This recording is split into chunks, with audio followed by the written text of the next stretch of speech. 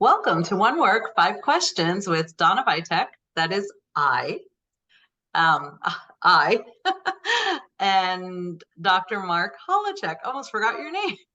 And Jefferson. And Jefferson, the wonder dog. the real Jefferson. Will you please bark? Wondering why he's always got to get his puss on the video camera every time we do an episode. That's the wonder of it all. The wonder dog. Okay, Jeff. All right. What do we got going here today? I don't know. No, I'm joking. Thank you for joining us. I appreciate your time. And We're always a bit under the bus here. So what does that mean? well, we're not up with everything that's going on in the real world Oh, okay. and stuff. Well, so today we have an interesting episode, but first, not without your credentials. You're not going to trick me into starting the show without the credentials. That's my favorite part of the show. It is Always. it is truly, well, one of my favorite parts of the show because it's important to tell all that you have accomplished. Dr. Holowchak is a PhD professor of philosophy and history. He's taught at institutions such as University of Pittsburgh, University of Michigan, Rutgers University, Camden, and Ohio University. He is the editor of the Journal of Thomas Jefferson and His Time, and he has authored numerous books on Thomas Jefferson and close to 200 essays now. Over, I'm sure. Over. Yeah. I have to keep changing the number. This paper is funny. Okay, so over his list of books and locations of his essays will be in the video description at the in the video. With our show, One Work, Five Questions, I'll ask Dr. Holowchak 5 questions on one work of Thomas Jefferson. And yes, and today's episode 44, is it? 44. Right? 44, wow. It's on the 3 forms of government. Ooh. So my questions were edited a little bit. Well, I would say probably 3 forms of society. 3 forms of society. Okay. Yeah. For this episode 44, we turn to a letter from Thomas Jefferson to his great friend James Madison, dated the 30th of January, 1787. There's James. Let me move our Jeffy's in Jefferson in France, obviously as minister plenipotentiary, 1784, 1789. Okay. I'm sorry. What did you say? I wasn't clear. He was in France. Oh, okay. Right. Thomas Jefferson replies to letters from James Madison of November 25th and December 4th. Dr. Holowchak picked this letter to discuss, especially Thomas Jefferson's comments on 3 generic types of government. So we will limit our discussion of this long letter to that issue. I know my questions were addressing other things that he wrote because he did talk about a lot of different topics in this letter. So I will put a link to the letter in the description as well, if you're interested in reading it. Okay, so are you ready to start, Dr. Holowchak? Ready to rock? Ready to rock and roll? Ready, Okay, Jeff? so we have the handsome James Madison here. Okay, question number 1. Thomas Jefferson begins with the worry that many might think that nature has formed many insusceptible of any other government, but that of force. To whom is he referring? Oh, he's referring to any monarchists, Hamilton, Adams, and people like that, and doesn't really know Hamilton. Jeff Booth doesn't know Hamilton or Adams well enough at this point to know. He doesn't know of Adams' monarchical tendencies and so forth, and distrust of government by the people. But he's looking at anybody who's inclined towards coercive or monarchical government. And as he says, their nature has formed man. He's worried about, so his concern here is meta-empirical or metaphysical. Meta-empirical means beyond the empirical, beyond our appeal to experience. So he's dealing with, Jefferson would say, however, he's not waxing metaphorical. In other words, he's not going beyond the empirical because his observations on his comments on human nature are based upon experience and study of human beings. So Right. he's behaving as a scientist, not a metaphysician. He's not just saying, thinking about what humans are, metaphysics. I'm just thinking about the nature of humans, and humans Descartes, humans are rational animals. And Right. I've discovered that through philosophical investigation, not through experience. So Mhm. he would say it's not empirical, but he's referring to anybody who might be who is a champion of thick monarchical government and coercive government. So, right. So that's the answer to that question. Okay, thank you. Question number 2. Thomas Jefferson then turns to 3 forms of societies. What are those 3 forms of societies? Well, it's interesting to state at first that he's not talking about it. Like I correct you, we talked about the title was 3 forms of government, and he's really talking about 3 forms of societies. It says that societies exist under 3 forms sufficiently distinguishable without government as among our Indians. That's number 1.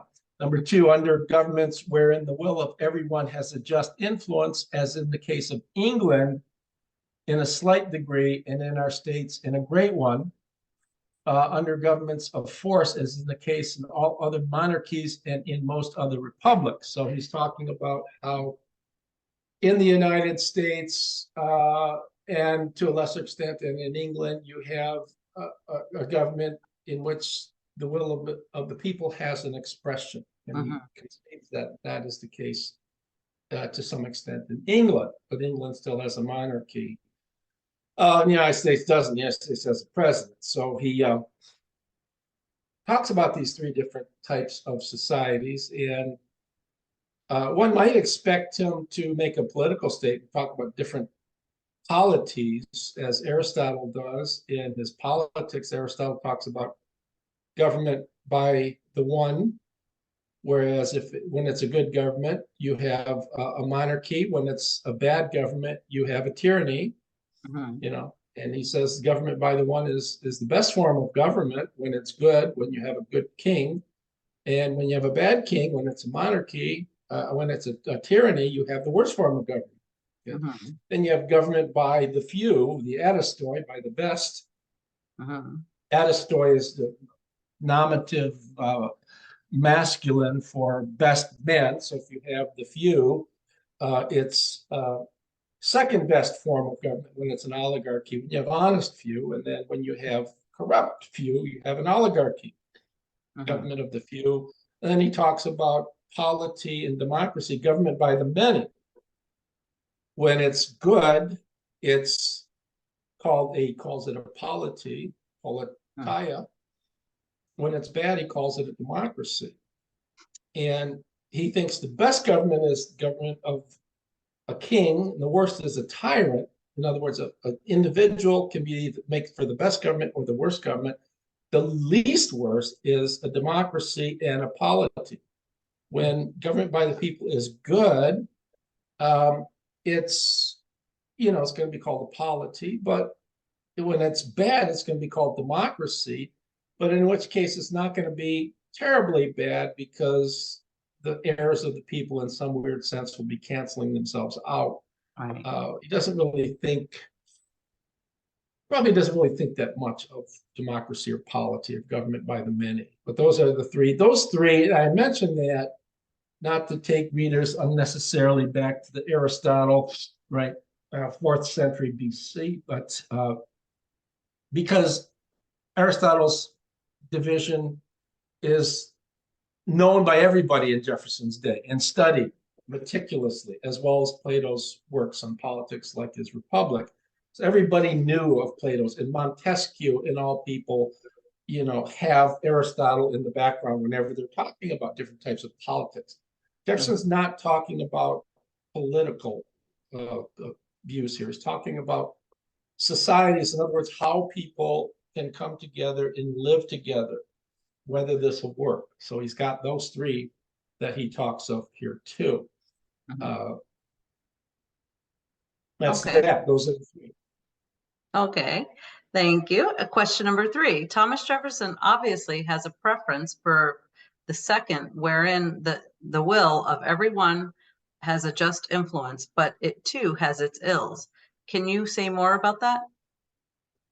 Yeah, I guess go back to the letter here. He says, when you have the will of everyone having a just influence, which I call a Jeffersonian republic, which is typical of will government by the will of majority of people through elected representatives, where the people are guarded and they watch over their elected representatives, because as we've discussed many a time, people with power tend over time to judge in their own interests. So we need to watch over. You need significant reforms for Jefferson. You need we need to make sure that wealth and birth do not predominate in the Jeffersonian Republic. So we need to get rid of entails and primogeniture. We need to have educational reforms about which we've talked before, so that the common people, the hoi polloi, the many in Greek, the hoi polloi, will have sufficient education in reading, writing, arithmetic to conduct their own affairs.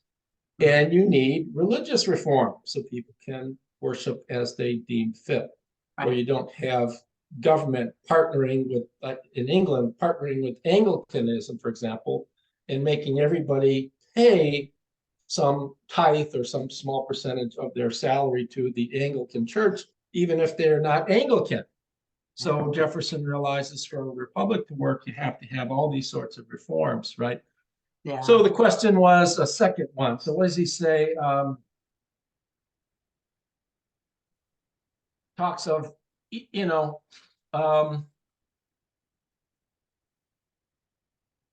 that the benefit, he says, has a great deal of good in it. The mass of mankind under it enjoys a precious degree of liberty and happiness.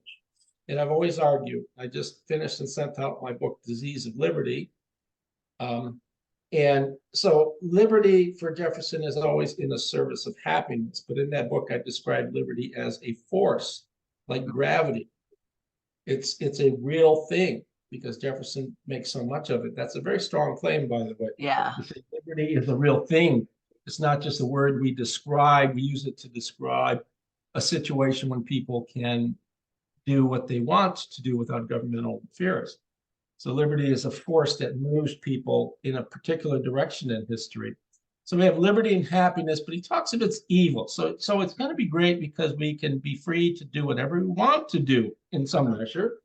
But he says, against this, he says it has its evil turbulence, right? But he says, but against this, if we talk about the turbulence, and he's talking about rebellions and the possibility of revolution, right? Like Shays' Rebellion, which occurred just 1 year before this and still occurring at the time of this letter, 1786. People can rise up in arms and cause all sorts of problems, or protest and cause all sorts of disturbances. But he says that's nothing compared to the problems that one has when looks at coercive government. But he says in Latin, malo periculosum libertatem cum quietam servitutem, which means I prefer perilous or uncertain liberty to quiet slavery, quiet servitude. But he goes, even this evil is productive of good. It presents the generosity of government and nourishes the general attention to public affairs, right? So, he says, we've discussed this before, you know this already, that, it seems strange that, okay, if you have liberty, people can do what they want to do, there are going to be these periodic rebellions. We've talked about that before. But that's a good thing, because it focuses people back on their rights, when people come back and start thinking about, don't take their rights for granted, right? Because the government officials will, given enough time, they will ignore the people's rights and start worrying about, themselves or their own issues like that. Right. Well, look at today. I was just going to say that. Yeah, do government officials on either side concern themselves with the rights of the people, right? The progressive liberals concern themselves with the rights of people, do whatever the hell they want to do. Government ought not to get involved in anything, right? You know, we've got the transgender problems and the Bud Light going on, which is sort of kind of cutely humorous in a manner of speaking. Right. And, you know, you got all sorts of things where we've just got to be sensitive to everybody. You got to be equally sensitive. We got to make sure we don't step on. Then you've got the problem, as I see it, for the radical rightists, where, you know, people want a very powerful, strong leader, Jefferson, like Donald Trump. Not picking on trumpets or Trumpites, whatever they're called, but you know, Jefferson would object to that. You know, we don't want a strong leader. We want weak government. We want thin government. So, you know, one has to argue that, you know, when you get to the extremes, the right or left, do we have any concern for what's going on for us? You know, what do we need? You know, do we need here? Just take big government. How much do we pay in taxes? Do we need that big government? Would it be better if we got rid of all these representatives that are doing whatever and paid fewer taxes, so there'd be less of a burden on what we're doing, right? And so you know as well as I, when you get people in public office, is they're going to attempt to create a justification of why their office is needed. They're going to be doing things, whether they're good or bad, mostly bad, to try to justify. So that, and let me see, you know, there's another letter I want to bring your attention to, the Edward Carrington, January 16, 2 weeks ago, 1787, on pretty much on the same issue, right? So I'll talk about that. You know, he's talking about free presses in that government. He says, should I have a government without newspapers or newspapers without a government? What would you rather have, a government without newspapers or newspapers without a government? I mean, I ask you, do you have a preference here? I'd say newspapers without a government. Well, that's what Jefferson says here, right? He says, I should not hesitate a moment to prefer the latter, newspapers without government. But I should mean that every man, this is what he says, that every man should receive those papers and be capable of reading them. Right.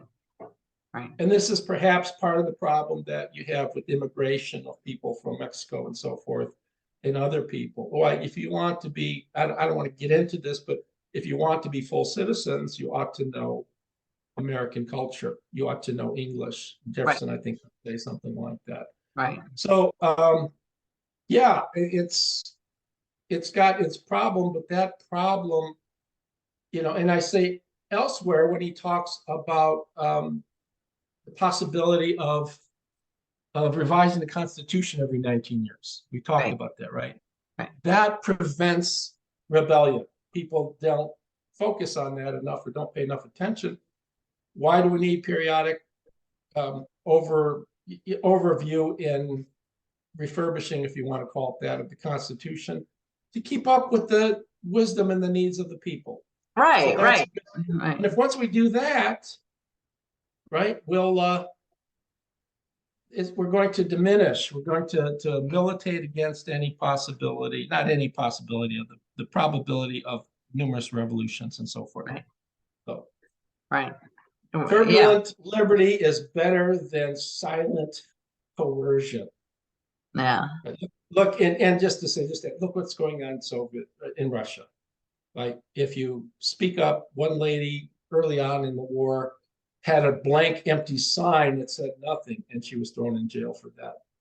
Because even though the sign said nothing, she was making a statement about how Russia is intolerant of dissent. And so she got thrown in jail for that. It's pretty strange. It is to think that type of I could be wearing, look, this shirt does not have anything on it. I tend not to like shirts that have messages, or, you know, I do have a couple that say stuff, but I don't buy them. People buy them for me or something. But this could be a covert message, right? Right. That I have. It's not stated.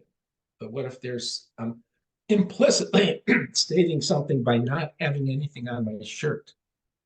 It could be a dangerous, right, subversive, anti-governmental message that I have. Okay. I see it in an invisible link. Well, that's how some people think, right? Yeah, look at the progressive, look at the progressive left, and I pick on them because I think they're unbelievably insane these days. Yeah. Right? If you don't wear a shirt saying "I love homosexuals," you must be anti-homosexual. Right, right. How silly is that, right? Right. We've got to embrace everything. We've got to embrace racial. You got to wear a sign. You got to stand on the soapbox and say, otherwise, if you don't, somehow you're against it. You're perceived to be against it. That's not a healthy thing. I know, because most people aren't against, and all these things that people are claiming, it's ridiculous, because I'm like, where are you? Are you living in a different country? Because that's not my world, and I refuse to succumb to it, because that's not the world I live in. That I don't know anyone who doesn't like the things that people are accusing others of not liking, and it is ridiculous. But let's get on to question 4. I want to make sure we have time to answer all of our questions. Okay.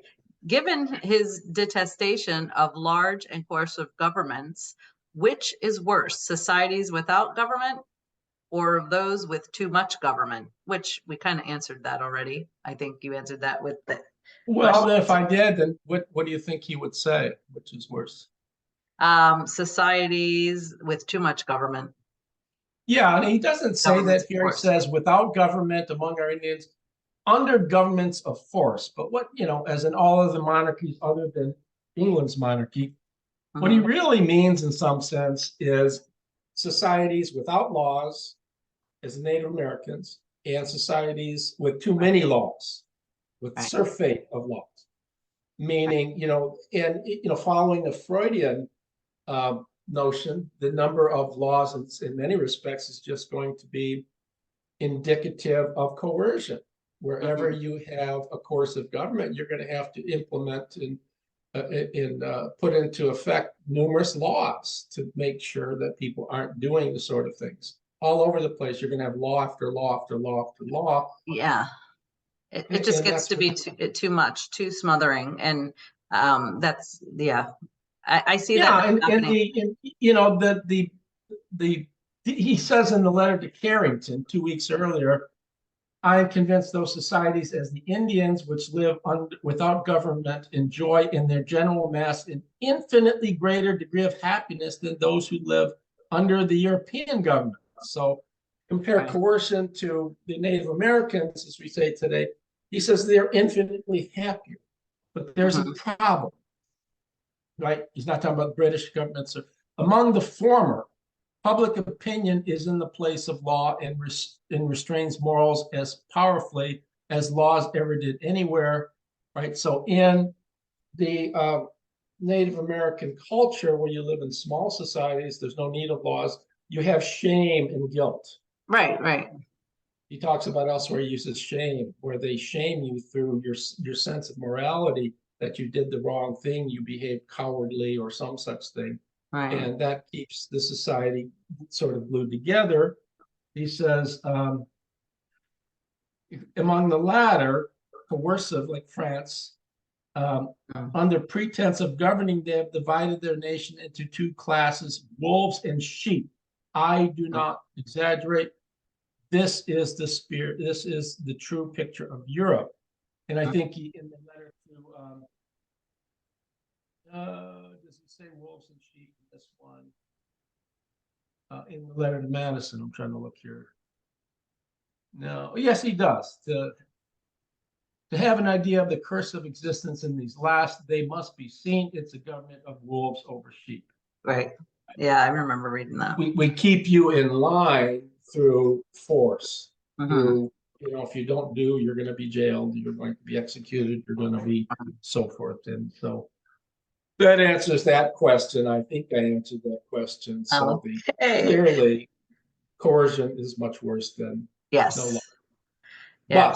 But one sentence to add, in Native American societies, they don't work for any degree of population, right? You can have small democratic societies without laws in some sense, where everybody's roughly an equal. but Right. it doesn't accommodate any degree of population. Right. You like that Okay, book? our last question. Where's Jeffy? He was so cute. He He's made me smile. He was sleeping pumping on his. my desk right now. Oh, I saw his face in the corner. Question number 5. You mentioned the parlous problem of rebellion. That is always a problem with government of the will of the people. Yet he says that this problem has an upside. What is the upside? Well, I've talked about that. I think I answered that already, but let's go back and see. We talked about this when we talked about Shays as well. He says, I hold it that a little rebellion now and then is a good thing and as necessary in the political world as storms in the physical. Storms clear out debris, and unsuccessful rebellions indeed generally establish the encroachments on the rights of the people which have produced them.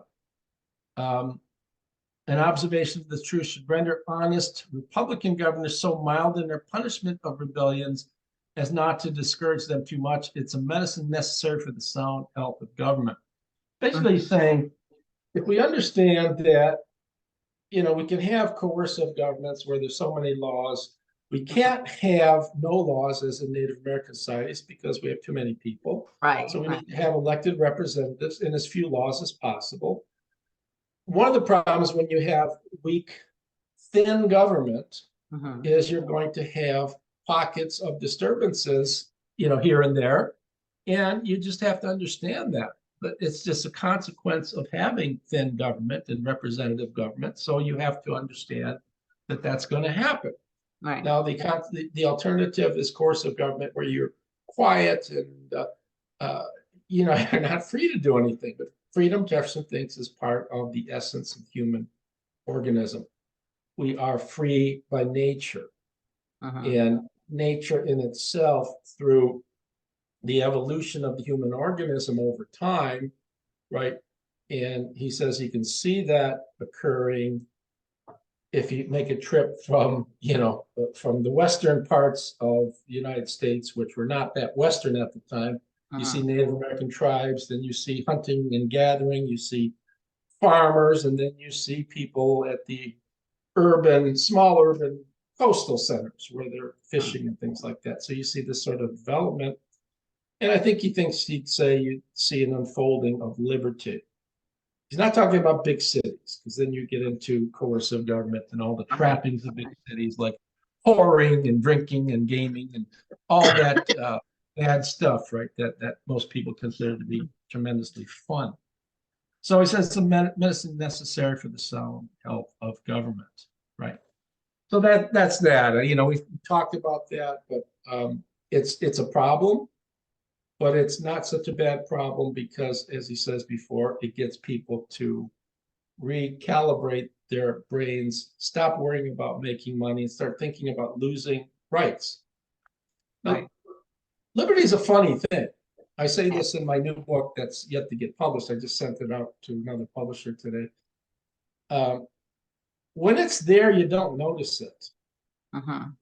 It's sort of like water or air, right? Oxygen. We breathe in oxygen all the time. We don't think about it. But imagine being transported to a place that's oxygen depleted, and you're gasping for. It would be the most precious thing in the world. Right. We think nothing of it because it's there in abundance. Right. We take it for granted.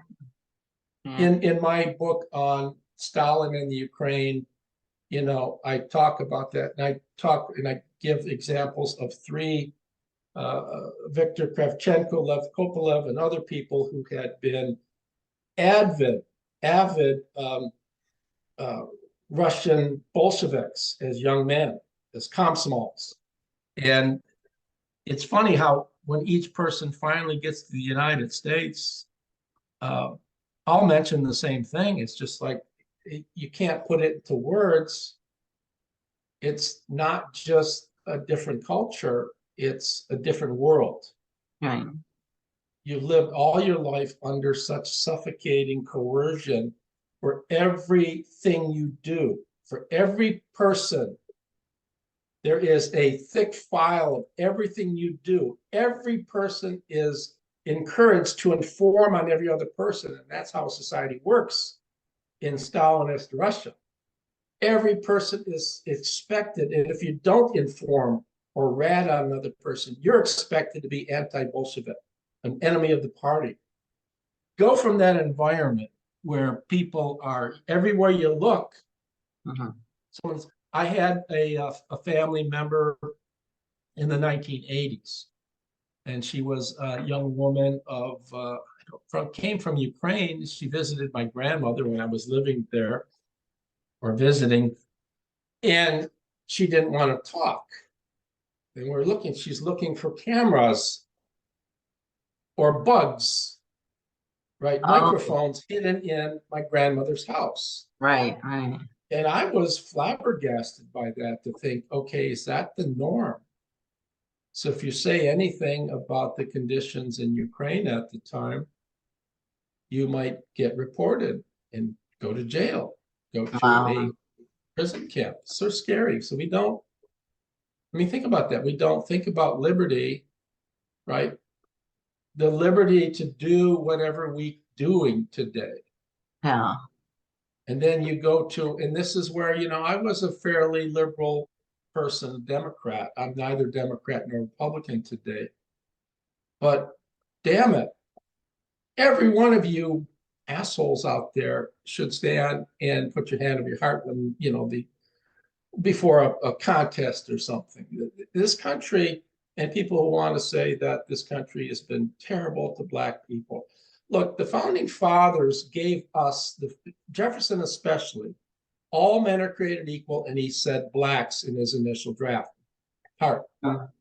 Without that framework, where everybody could rebel, we couldn't have these discussions of equality that we have today, of racial equality, of ethnic, of gender equity.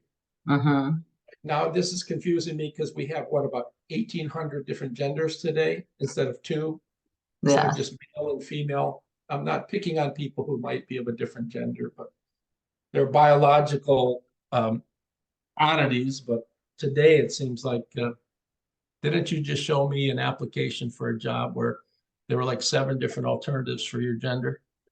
Oh, I don't remember, but yeah, it was, they were asking some pretty personal questions, and I thought, I'm applying for a job, not to have a relationship with you. So yeah, it was, it's a little odd to be asking. Well, they want to know if you're going to be a good DIE person, right? Diversity. That's the problem with teaching today at colleges. It's just they're if you don't, if you come up with the claim, then when they ask you about what sort of plan do you have for diversity, equity, and so forth, you have to have a well-articulated statement. Standing on the soapbox, I love it. You can't just say, a good way to make sure you never get a job is to say, I treat all people equally. You're gone. No. That's not good. Well, to me, it's like, I treat others as I want to be treated. That should be good enough, because But that doesn't work. No, I treat other people like I pander to the minorities. So it doesn't matter. You can't treat the minorities equally. You've got to place them above other people. Oh, well, let's look at what we have coming up on the next episode. Thomas Jefferson to John Adams on the 11th of July, 1786. So this is a problem, the persistent problem of the Barbary pirates, next week, in a letter to John Adams. So do you have a teaser for us? I do. Are you gonna, dress up as a pirate next week with patch and your hat and make sure that you say "arg" all the time? Arg. We have time. There is a really awfully bad movie I think it's called Blackbeard the Pirate, black and white, where it's one of the worst movies I've ever seen. But the guy who plays Blackbeard, is it's laughable. It's comical because every arg, arg, arg, oh, I'm a pirate lady, and like you might get on SpongeBob or something. But I encourage readers in preparation for that, to watch that really bad movie. My teaser. By Thomas Jefferson, we know by his unwillingness to go to war with England, right? in his presidency, he chose instead for an embargo. A lot of people called him a pacifist. He was not a pacifist, but he was one that was inclined to eschew war under all conditions. Now, for someone who was always anti-war and always for other alternatives to war, he was a strong advocate of war with the Barbary pirates, as we see early on in this 1786 letter, again, while he's in France.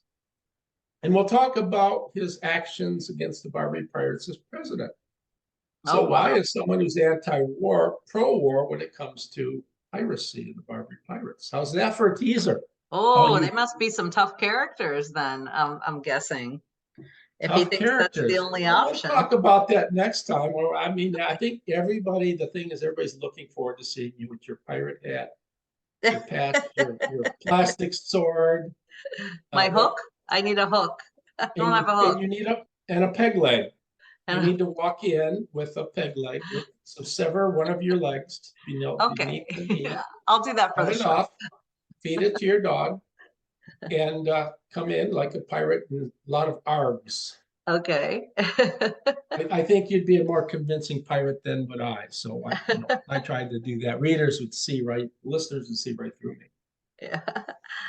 Well, if you'd like to contact Dr. Holowchak to speak at your school or your event, you can reach him at mholowchak@hotmail.com or his Facebook page, Thomas Jefferson, Bring Him Home to Monticello, Citizens for Change. And thank you so much for. If you'd like to contact Jefferson, you have to go through I me. want him. Hi, Jeffy. Yeah, you're gonna dress up like a pirate, Jeff. You've got the the black and colors. You'd be a good pirate. Oh, he's so cute. You'd be a good pirate's dog. All right, so are we done? We got time. This is unusual in our thinking. I know. Usually you're talking till the camera cuts us off. You usually blab, and not today, minutes. So we have time. So we have 2 minutes. We're done, and I think that's fine. That's a good time to get off and let readers or listeners have that time for themselves. Okay. Till next week. Oh, wait, there is something. Now that we will be doing some Spaces events on Twitter. So if you have Twitter, you can follow me at, I think it's just my name, Donna Vitek, on Twitter. Let me see, my handle is at Donna Vitek 1776. So follow me on Twitter, and then our listeners will be able to actually interact with us on a Spaces event. You'll be able to ask questions to Dr. Holowchak, and we can sit and just have a casual conversation about Thomas Jefferson, anything anybody wants to talk about. So that's something exciting we have coming up on Twitter. Okay. If I can get Dr. Holowchak to cooperate, if not, it'll just be me. All right. Yeah. We'll are see. you in for this? That's forcing me to get a cell phone and change my life in ways that are unimaginable. In fact, as we speak, I will be heading off to go get the cell phone right now. It's already purchased. You have a text waiting for you. I am not going to have. I will not do texting. Okay, but I'll just need you to add the Twitter app to your phone so we can do Spaces, and our listeners. Once I figure out how to do that. Oh boy. All right. You'll have an app store. Go in your app store and look up Twitter, and then download the Twitter app, and then log in using your credentials. And then I'll figure it out somehow. I have Twitter on my computer. I'll figure it out somehow. All right. TT. Okay. FN. Thank you, Dr. Holowchak. I'm out of here. So is Jeffy. Jeffy, we're going to go get a cell phone here. Okay. Okay. Good luck. Bye. Next week.